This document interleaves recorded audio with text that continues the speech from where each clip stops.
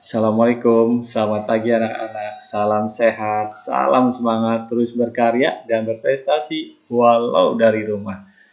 Anak-anak, terus ya kita semangat untuk menjalankan protokol kesehatan dan terus berdoa semoga pandemi ini segera berakhir sehingga kita semua dapat beraktivitas kembali seperti sedia kala, bersekolah bersama teman-teman dan guru-guru berkumpul lagi. Amin ya robbal alamin. Nah, sebelum kita mulai pembelajaran hari ini, alangkah baiknya kita berdoa. Untuk yang muslim membaca basmalah, untuk yang non-muslim berdoa sesuai dengan keyakinan kalian. Moga pembelajaran kali ini berjalan dengan lancar dan bermanfaat bagi kita semua. Amin ya rabbal alamin. Bismillahirrahmanirrahim. Nah, ini bab keempat, bab terakhir di semester 1 kelas 9 ini. Namanya transformasi geometri. Namanya keren ya? Nah, tapi pasti dari kalian banyak berpikiran, transformasi geometri apaan sih? Terus juga pasti ada anak yang berpikiran, wah ini transformer nih, jadi ingat film kesukaan kalian. Tapi pertanyaan selanjutnya, ada nggak sih hubungan antara transformasi dan film Transformer? Ya ternyata ada loh anak-anak, ternyata transformasi dan film Transformer ini sangat berhubungan. Kenapa? Karena transformasi geometri ini adalah aplikasi yang digunakan untuk film-film seperti Transformer. Jadi manfaat kita belajar materi ini, transformasi geometri adalah pembuatan film salah satunya. Kayak Transformer nih, Transformer yang tadinya tidak ada seperti nyata. Atau kalian pernah nggak nonton film Fast Furious? Fast Furious tuh mobil-mobil keren, mobil-mobil kece, wah keren banget ya, balap-balapan, tabrak-tabrak sampai akhirnya terbalik, kebakar. Nah, kan di logika kita itu nggak mungkin ya. Waduh, nggak mungkin, tapi keren gitu seperti nyata. Nah itulah manfaat kita belajar transformasi geometri. Nah untuk kalian yang mau jadi produser, untuk kalian yang mau jadi sutradara, nah pelajari bab ini. Karena aplikasi penerapan dari materi ini adalah pembuatan film yang luar biasa. Walaupun manfaatnya banyak lagi. Ya anak-anak, sekarang kita masuk ke KIKD-nya ya. Nah, KI-KI-nya sama seperti sebelum-sebelumnya, materi sebelumnya ya. Ini tidak perlu Bapak bacakan. Nah, KD-nya. Sekarang kita masuk ke KD-nya. KD-nya kita 35 dan 45. KD-nya menjelaskan transformasi geometri seperti refleksi, translasi, rotasi, dilatasi yang dihubungkan dengan masalah kontekstual. Yang ke-45-nya menyelesaikan masalah kontekstual yang berkaitan dengan transformasi geometri, refleksi, translasi, rotasi, dan dilatasi dalam kehidupan sehari-hari seperti yang tadi, yaitu pembuatan film. Oke, kita kembali ke awal. Sekarang kita tujuan pembelajaran. Nah, di pembelajaran kali ini kita nggak bahas semua tentang transformasi geometri, tapi kita bahas yang pertama yaitu translasi. Tujuannya adalah kalian akan tahu tentang transformasi geometri itu seperti apa, jenis-jenis transformasi geometri, terus pengertian translasi, terus kalian bisa menentukan di translasi pada titik, menentukan translasi pada garis. Nah, itulah tujuan kita pelajaran kali ini. Nah, di sini ada pemetaan. Kita klik ya, pemetaan. Mappingnya. Pada pembelajaran kali ini kita belajar apa aja sih? Nah, ternyata transformasi geometri itu terbagi menjadi 4. Ada yang namanya translasi. Translasi kita belajar titik dan garis, terus terhadap bidang. Terus yang kedua, refleksi. Refleksi itu kita refleksi terhadap sumbu X, sumbu Y sama dengan X, Y sama dengan min X, dan X sama dengan A, serta Y sama dengan B. Terus yang ketiga, rotasi. Kita berpusat pada 0,0 dan A, B. Keempat, yang terakhir di transformasi geometri bagiannya adalah dilatasi. Kita mendilatasi dengan pusat 0,0 dan A, B. Dan seperti biasa, yang terakhir sekali setiap bab adalah pemecahan masalah. Artinya soal yang berkaitan dengan kehidupan kita sehari-hari. Nah, inilah transformasi geometri. Jadi, ternyata transformasi geometri ini dibagi menjadi 4. Nah, kalian pasti bingung nih. Apa aja itu translasi, refleksi, rotasi, dilatasi? Apaan sih itu? Paling yang kalian sering dengar adalah rotasi, putar-putar. Nah, di sini kita akan menjelaskan satu persatu. Kita mulai dari translasi ya. Nah, sekarang kita masuk ke materi.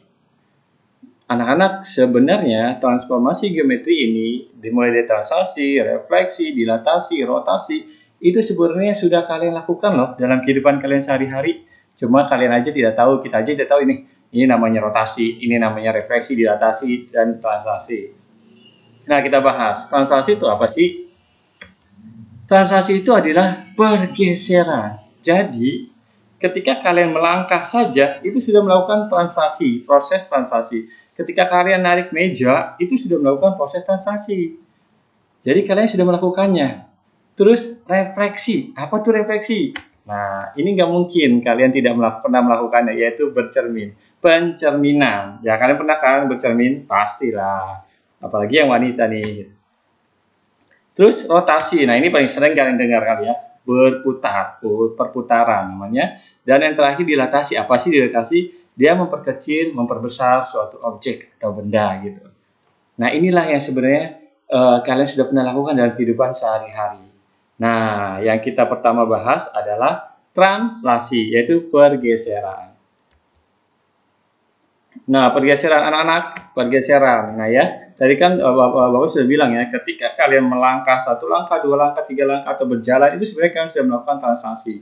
Translasi itu pemindahan suatu objek sepanjang garis lurus dengan arah dan jarak tertentu. Jadi kalau kalian melangkah selangkah aja, kalian sudah memindahkan badan kalian, tubuh kalian, objeknya itu sebagai tubuh kalian. Nah, itu sepanjang garis lurus ada arahnya, ada jaraknya. Itu translasi. Nah, translasi ini dalam matematika dinotasikan terhadap A, B. Nah, kalian pasti ingat titik ya. Ini kan X dan Y. Artinya, ini lambangnya T ya. Artinya dia akan digeser, bergeser. Translasi itu bergeser. A itu berarti kan ke arah X. X itu yang horizontal. Horizontal tau kan? Ya, yang mendatar.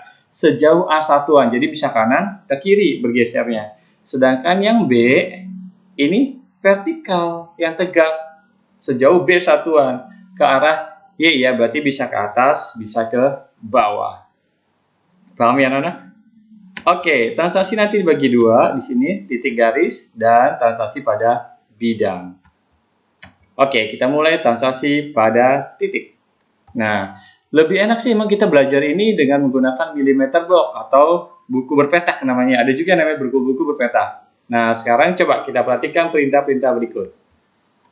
Pertama, gambarlah titik A 2,4, B min 6,5, dan C min 4,6. Lalu, geserlah titik-titik tersebut ke arah sumbu X positif. X positif berarti kanan dong. Ya, sejauh 3 satuan. Berarti digeser ke kanan sejauh 3. Dan geser lagi ke sumbu Y negatif. Sumbu Y negatif berarti di bawah 2 satuan.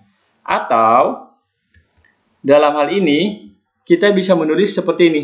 T sama dengan 3, min 2. Artinya apa? Ini kan X ya, berarti dia ke kanan ke kiri. Karena dia positif, berarti ke kanan, 3 satuan. Terus, ini pada arah Y, ada atas atau bawah. Karena dia negatif, oh berarti dia turun ke bawah, digeser ke bawah sejauh 2 satuan. Setelah itu, kalian tentukan titik-titik hasil pergeserannya. Seperti itu, paham kan ya? Oke, kita praktek ya. Check it out. Nah, ini titiknya nih. Titik awal tadi ya, 2,4, min 6,5, dan min 4, min 6. Kita lihat mulai ya. Ini yang mendatar sumbu X ada di mana? Ya, ini sumbu X, ini sumbu Y. Tadi X ada 2 ya, ada kanan, ada kiri. Yang kanan positif negatif? Ya, yang kanan positif. Yang sedangkan Y positif di atas, yang bawah negatif. Nah, sekarang yuk kita lihat titiknya di mana ya? Coba bantu ya. Yang pertama 2,4. Ini artinya apa? X-nya 2, Y-nya 4. X-nya 2 nih, sini. Y-nya 4. Oh, berarti dia bertemu di sini, titiknya ini. Inilah titik A. Lanjut, B. X-nya min 6, Y-nya 5. X-nya min 6, Y-nya 5 di sini. Ya, benar nggak? Bisa ya? Oke. Yang terakhir, min 4, min 6. X-nya min 4, Y-nya min 6. Oke, dia kan di sini deh. Kita lihat. Iya, benar. Setelah itu, titik-titik ini akan digeser tadi ya dengan 3, min 2. Artinya ke kanan sejauh 3. Kita A ya, lihat titik A kita geser 3 langkah. 1, 2, 3. Stop. Nah, langsung bergeser min 2. Min 2 itu ke bawah ya. 1, 2. Stop di sini. Nah, inilah titik hasil pergeserannya. Berapa koordinat titik asesnya? Ya, jawabannya A aksennya 5,2. Nah, ini boleh ini ya. Ini namanya bayangan dari titik A, hasil pergeserannya. Kasih tanda kutip atau aksen. Yang sekarang yang B. Bergeser sejauh 3. 1, 2, 3. Ke bawah 1, 2. Nah, inilah hasilnya. Berapa B-nya? Titik B-nya? B aksennya? Bayangan dari B-nya? Ya, benar. Min 3,3. Yang terakhir sekarang. 1, 2. Yang C, 3. Stop. Ke bawah 2. 1, 2. Nah, inilah hasil pergeseran titik C. C aksen. Min 1, min 8. Paham semua anak? Iya, insya Allah kalian paham ya. Nah, inilah hasilnya. Bapak tulis di sini ya. Nih, bayangan dari A adalah 5,2. Bayangan dari B, min 3,3. Bayangan dari C, min 1, min 8. Nah, pertanyaan apa sih, ada pertanyaan dari kalian? Pertanyaan selanjutnya, Pak, kalau ada soal pergeseran, apa perlu kita harus gambar terus? Nah, kita lihat sini. Kita ambil yuk kesimpulannya. Coba kalian tentukan kesimpulannya ya. Kita lihat sini pertanyaannya. Nah, titik asalnya 2,4 digeser terhadap 3,2, hasilnya 5,2 titiknya. Begitupun sampai yang C. Min 4, min 6 digeser terhadap 3,2, hasilnya adalah min 1, min 8. Nah, sekarang coba kalian perhatikan titik awal, transaksinya sama hasilnya. Apa yang kalian dapatkan? Apa yang bisa kalian simpulkan? Ya, benar. Kalian jumlahkan antara titik awal dan transaksinya. Nah, itulah rumusnya, formulanya. Jadi, kalian nggak perlu menggunakan gambar ketika setiap ada soal transaksi. Kalian sudah menemukan rumusnya. Kita sudah menemukan rumusnya. Nah, jika ada titik asal X, Y ditransaksi dengan A, B, maka dia hasil apa? Ya, titik bayangannya adalah X tambah A dan Y tambah B. Nah, inilah rumusnya. Ternyata mudah ya transaksi? Ditambah saja. Bisa anak-anak? Ya, insya Allah bisa ya. Oke. Kita lanjut ke contoh soal supaya lebih mengerti. Tentukan bayangan dari min 3, min 2, titik A ya, titik B-nya min 2,1 oleh transaksi T 5, min 3. Jadi dia digeser. Sejauh 5 kemana? Ke kanan dan 3 ke bawah kalau dengan gambar. Nah, kita langsung pembahasan. Berarti bayangannya adalah min 3 ditambah 5, terus min 7 ditambah min 3. Hasilnya 2, min 10. Nah, inilah titik A, hasil pergeseran titik A, bayangan dari A. Yang B juga sama. Berarti min 2 ditambah 5, terus 1 ditambah min 3. Berarti hasilnya adalah 3, min 2. Nah, inilah jawabannya. Jadi hasil pergeseran titik A dan B oleh 5, min 3 adalah 2, min 10 dan 3, min 2. Gimana anak-anak? Bisa ya? Nomor 2. Matematika itu gampang kan anak? Nomor 2. Transaksi T, A, B memetakan, menggeser. Memetakan itu boleh menggeser, boleh memindahkan titik P min 4, min 2 ke titik min 2,5. Oh, jadi ada sebuah titik nih, min 4, min 2. Dia digeser sehingga menghasilkan titik baru, yaitu min 2,5 bayangannya. Pertanyaannya, transaksinya berapa?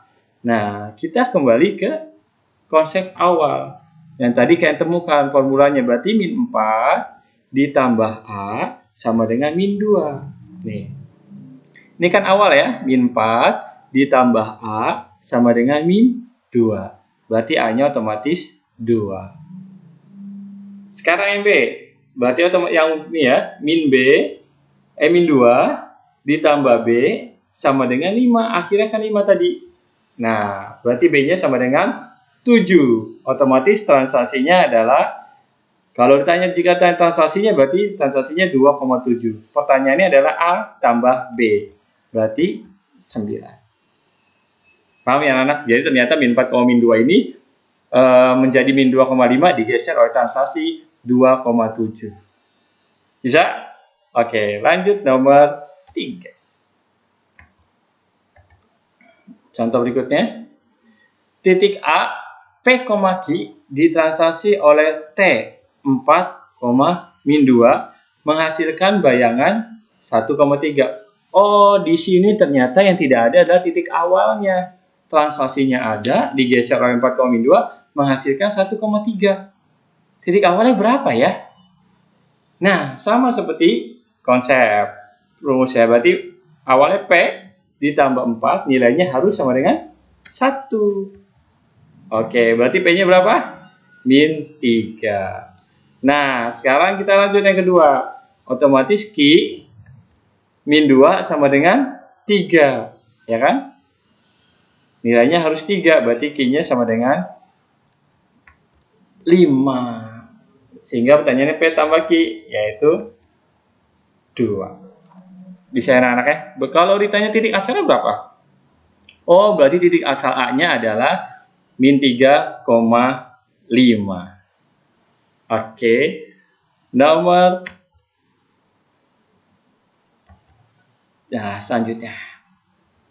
Suatu transaksi memetakan, menggeser, memindahkan titik 3,7 ke min 1,2. Transaksi yang sama memetakan titik 5,1 ke titik berapa? Coba gimana kawan-kawan? Gimana anak-anakku yang hebat? Ya, benar. Jadi, ada sebuah titik nih, 3,7. Dia ditransaksi. Bayangannya jadi min 1,2. Nah, ada sebuah titik lagi, ditransaksi dengan yang sama menjadi titik berapa? Gitu maksudnya. Oh, berarti kita cari nilai transaksinya dulu. Nah, dari ini, nih, titik asal, titik akhir. Bayangannya, berarti 3 ditambah A sama dengan min 1. Nah, 3 tambahin transaksi sama dengan min 1. Berarti A-nya berapa? A-nya min 4. Yang kedua, sekarang min 7 ditambah B, min 7 tambah B ya, sama dengan 2. Nah, berarti B-nya berapa? B-nya 9. Oh, ternyata titik 3,7 digeser menjadi min 1,2 dengan transaksi min 4,9. Nah, pertanyaannya adalah jika 5,1 ini ditransaksi oleh min 4,9, maka bayangannya berapa? Oke. Nah, berarti tinggal ini ya. 5 ditambah min 4, ini transaksinya sama dengan 1. Terus, min 1 tambah 9 sama dengan 8. Maka bayangannya adalah 1,8. Gimana anak-anak? Sampai sini ada pertanyaan nggak? Mudah ya transaksi ya? Pergeseran. Tinggal hanya dijumlahkan doang kok. Oke. Lanjut ke nomor terakhir dari sebuah titik. Nah, sebuah jajar genjang A, B, C, D, titik A-nya min 2,4, B-nya 0,5, C-nya 3,2. Jika jajar genjang tersebut ditransaksi digeser oleh 3,1, maka koordinat bayangan titik D adalah, kok yang ditanya bayangan titik D ya? Sedangkan titik D-nya kan nggak ada. Jadi seperti apa gitu. Nah, pasti di kalian, mayoritas dari kalian bilang, wah digambar aja ah. Lebih enak gambar ya. Gak apa-apa, itu juga pasti benar. Insya Allah kalau kalian gambarnya benar ya, jawabannya pasti benar gitu. Cuma di sini kita lagi belajar transaksi, lebih enak kita menggunakan pergeseran saja. Boleh ya, tidak ada yang menyalahkan cara kalian jika digambar, tidak ada yang menyalahkan. Itu benar. Ingat matematika itu ada 1000 jalan. Jadi bebas menggunakan cara mana aja, yang penting sesuai dengan konsep, sesuai dengan logika. Nah, kita cek titik D-nya dulu. Kita masuk ke ini ya. Lihat sini, konsep jajar genjang. Misalkan sini ada A, B, C, D. Nah, SD pada pelajaran SD atau kelas berapa aja lagi ya? Kasih ya, Bang ya. Apa sih ciri-ciri dari jejer genjang? Ya, benar. Misalkan sudut yang berhadapan sama besar. Oke, benar. Sisi yang berhadapan sama panjang dan sejajar. Ya, benar. Nah, itu yang kita ambil. Yang kita ambil adalah sama panjang. Jadi sisi yang berhadapan sama panjang. Panjang AB sama dengan panjang DC. Panjang BC sama dengan panjang AD. Seperti ini. Kita ambil ini aja deh. Panjang AD sama dengan panjang BC. Nah, kita misalkan gini seperti soal sebelumnya. Jadi kita andaikan B itu titik asal, sedangkan C-nya itu titik akhir. Jadi B ini kita geser, B-nya itu berapa? 0,5. Kita geser menjadi bayangannya C. Anggap aja C-nya bayangan dari B, yaitu 3,2. Nah, kita cari transaksinya berapa? T-nya itu berapa gitu. Nah, ketika T-nya dapat, transaksinya dapat, maka sama juga dengan kita menggeser A menjadi D karena panjangnya sama. Jadi kita misal pertama ya, kita misalkan B itu sebagai titik asal akan menjadi C, digeser menjadi C. Kita cari transaksinya. Berarti min 2 ditambah A sama dengan 3. 0 ditambah A sama dengan 3 ya, maaf anak-anak ya. Nih, B-nya 0,5 digeser menjadi dengan A, B menjadi C 3,2. Sini ya.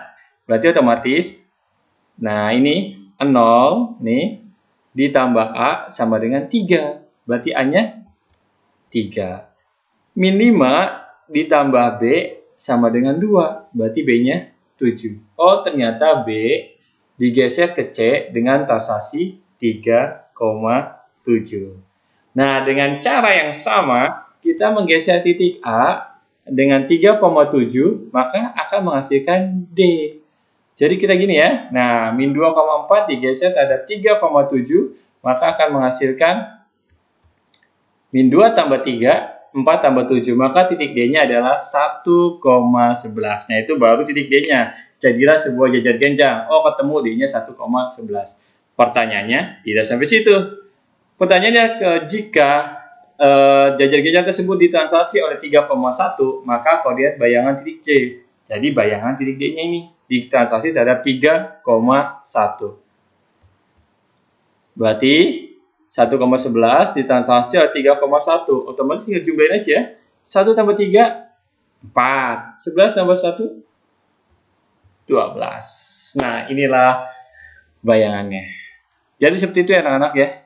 Jadi boleh kalian mengerjakan dengan cara digambar jajar genjangnya. Boleh, silakan. Nah, cuma untuk lebih menghematnya, kalian sudah punya konsep, oh iya kan panjang jajar genjang itu sama yang berhadapan. Oh, panjang AD sama dengan panjang BC. Nah, B ke C-nya itu kita cari transaksi. Anggap aja B-nya titik awal, C-nya titik akhir.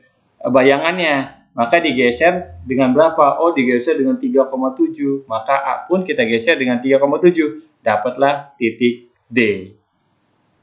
Gimana anak-anak? Ada pertanyaan? Oke anak-anak, sampai sini dulu materi hari ini transaksi.